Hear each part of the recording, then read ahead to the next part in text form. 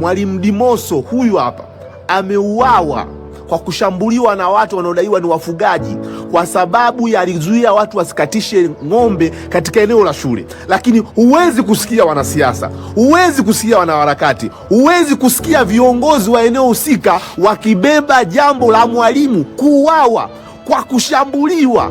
Kisa alikuwa anazuia ng'ombe wasipite kwenye eneo la shule, anashambuliwa mpaka anauawa, na taarifa zinasema wahusika hawajakamatwa. Hilo tendo amefanyiwa mwalimu, usikii kelele. Lakini ikitokea mwalimu amemchapa tu mwanafunzi, ungeona media zote, ungeona baadhi ya viongozi wanatoka, ungeona baadhi ya wanaharakati wanatoka, kila kona, walimu wanyanyasaji, walimu wauaji. Lakini mwalimu anashambuliwa mpaka anakufa, hakuna huoni.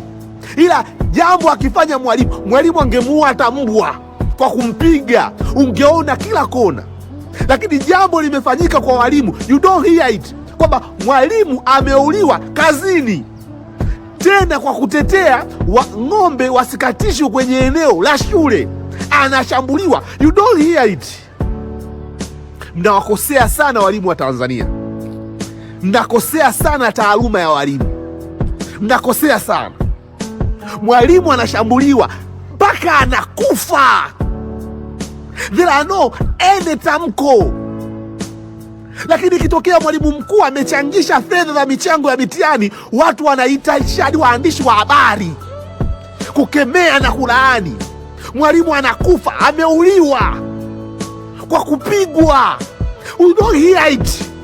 Lakini mkoa huo au mkoa wa jirani, mwalimu angechangisha fedha kwa wazazi ili watoto wafanye mitihani ya ziada, ungesikia matamko. Lakini ticha anakufa kwa kushambuliwa ndani la eneo ya shule, muda wa shule. You don't hear it. Tujitafakari,